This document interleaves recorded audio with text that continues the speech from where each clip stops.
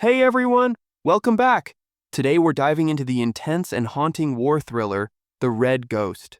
Fair warning, this breakdown includes major spoilers, so sit tight and let's get into it. The story kicks off in a snow-blanketed forest near the Russian border, where a German military truck grinds to a stop. The chilling silence of the woods is broken as the German commander orders his men to deal with a captured Russian couple. The man's head is covered with a sack, and both are being dragged through the icy terrain. They're taken to a cliff, and what follows is horrifying. German soldiers cruelly demand the couple to perform humiliating acts in return for freedom, but the Russians, unable to understand the language, remain confused and terrified. Desperately, the man pretends to translate, trying to stall the inevitable. Mockery turns to menace, and when the commander's patience runs out, he raises his weapon to kill. Bang! A sudden gunshot drops the commander where he stands.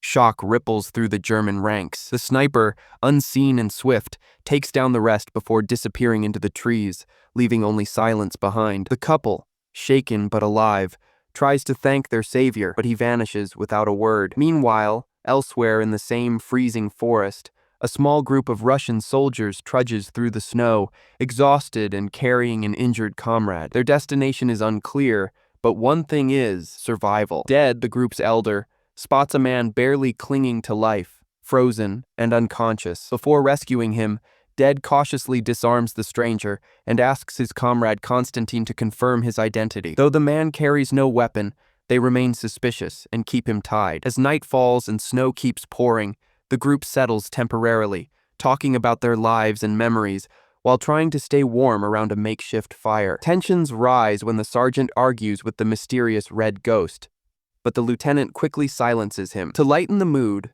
the wounded Kolya starts telling a story, but before he can finish, his injuries take over, and he dies quietly in the cold. The group mourns his death as the German troops, now on high alert, scan the area, trying to understand what just wiped out part of their battalion.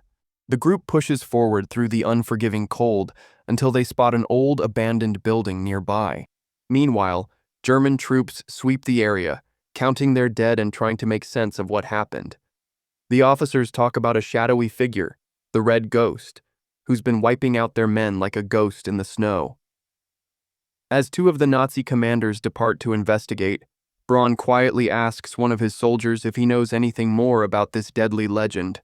Suddenly, Dead becomes alert. He spots Nazi soldiers heading their way. He warns Constantine and Revel to escape quickly.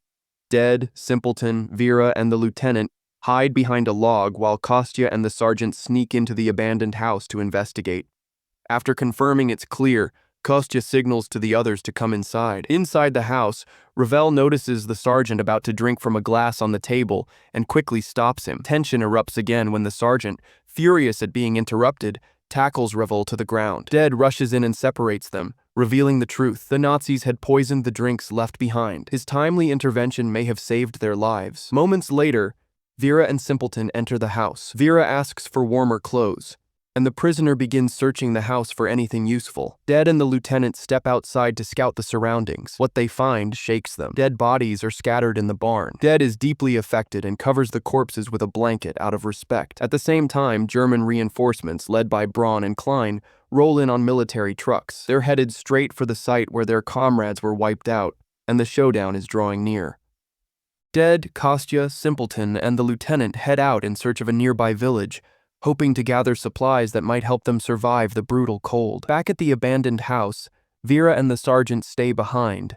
Vera needs rest, and the group can't risk pushing her further, but Vera can't relax. As soon as the others leave, she keeps watch near the window, scanning the snowy horizon. Her heart sinks as she spots German military trucks approaching fast. Panicked, she slips away to hide just as enemy soldiers surround the house. At the gate, German troops move in with precision. Commander Klein barks orders as his men secure the perimeter, but then, out of nowhere, Klein starts making bizarre noises, confusing everyone, including Braun, who watches from outside. Turns out Klein is just trying to lighten the mood, clowning around to boost morale. Klein and Braun step inside the house. Proudly, Klein shows off a gruesome trap, a table laid out with poisoned food. The same food that's already killed 4 unsuspecting Russian soldiers, and he expects more victims to fall soon. Braun coldly tells him to clear the table, and disturbingly, asks him to prepare another dish, this time for his own consumption. Meanwhile, Dead and his crew spot the sergeant sprinting toward them in panic. When he reaches them, he frantically warns about the Germans occupying their shelter. The lieutenant, furious at his recklessness, punches the sergeant mid-sentence to shut him up. Back at the house, a German soldier lifts a piglet from their vehicle, sparking celebration among the troops. They laugh, dance, and even pose for a photo. One soldier spins joyfully with the pig in his arms, until bang, a gunshot tears through the moment. Blood splashes across the snow, and the soldier's face is covered in red. The shot came from Braun. He coldly executed the pig, destroying the soldier's fleeting joy. His message is clear: we don't play with food. He walks away, completely unfazed. Klein urges him to relax, but Braun shrugs him off, his mood darkening. Unbeknownst to them, Vera is still inside the house, hidden under a cloth-covered cabinet, listening to every chilling word. She stays absolutely still, terrified they'll find her. Outside, Dead, Kostya, Simpleton, and the lieutenant strategize. They know Vera is trapped, and they have no choice but to fight. They quietly count how many Nazi soldiers they'll need to take down to rescue her. Inside, Braun and Klein start arguing again, this time about the mysterious red ghost, the deadly shadow killing off Nazi soldiers one by one. Braun, frustrated, Dead quietly tells Simpleton the truth behind the red ghost's legend. He strikes only when the Germans let their guard down, when they feel safe. That's when he appears, like a shadow in the snow. Then, in a somber voice, Dead reveals that the Nazis once burned down their entire village. Only he and Constantine survived, because they hid in the woods and watched everything they loved go up in flames. Simpleton is stunned by this revelation. He's amazed by the red ghost. How does someone survive alone and fight back so fiercely? Where does he even come from? Meanwhile, the German soldiers out in the yard are relaxing, chatting, completely unaware that death is slowly circling them. Gunther walks back into the house where Braun and Klein are stationed, carrying food, but a faint sound catches his attention again. Something or someone is moving. Inside the cabinet, Vera is struggling. She's sweating, panicked, and then she feels it. Her water breaks. Amniotic fluid begins to pool beneath her. Gunther opens the cabinet and sees her, pale, pregnant, terrified. She pleads with him not to kill her. He hesitates and makes a quiet choice. He closes the cabinet and walks away, pretending he saw nothing. But Braun notices Gunther acting strange. Suspicious, he opens the cabinet himself and finds Vera. At first, he thinks Gunther captured her and even congratulates him. Then the truth unfolds. Vera is dragged out and interrogated. Braun and Gunther grill her for information, but she gives vague answers. She claims she's just lost in the forest, but Klein's sharp eyes are scanning the room. He notices details in the family photographs on the wall. Gunther tries to help her, saying she's related to the owners of the house, but Braun isn't convinced. Braun leans in and calmly tells Vera, "Tell us about the red ghost or you and your baby won't leave this house alive." But Vera knows nothing.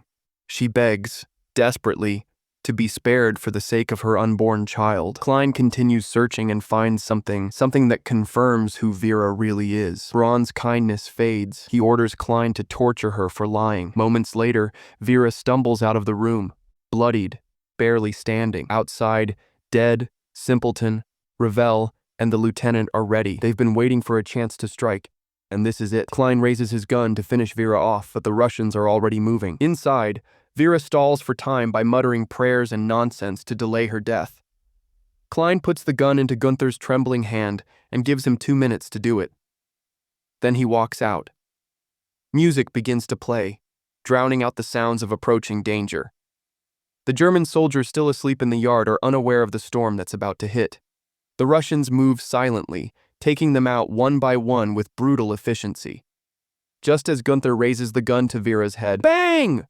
A bullet pierces his skull. He collapses. Vera gasps. The room erupts in panic. Outside, the red ghost has arrived.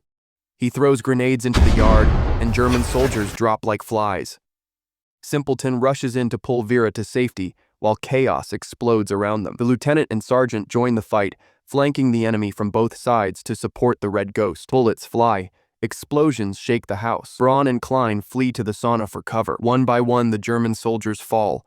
Only Klein, a few survivors, and Braun, now stripped and hiding, are left. Desperate, Braun instructs a soldier to scout the area, count the number of enemies. He orders Koch to create a distraction, to be bait while Braun flanks from the other side. But Braun didn't count on betrayal. Wolf turns on the German soldier, attacking from behind, Confusing Braun in the chaos, Wolf disarms the man and shoves him outside, only for him to be gunned down instantly. Meanwhile, Coke tries to escape by throwing explosives and rushing toward the parked truck, but the sergeant spots him just in time. Without hesitation, crack, he shoots him down, ending the last chance of German retreat. The final showdown begins.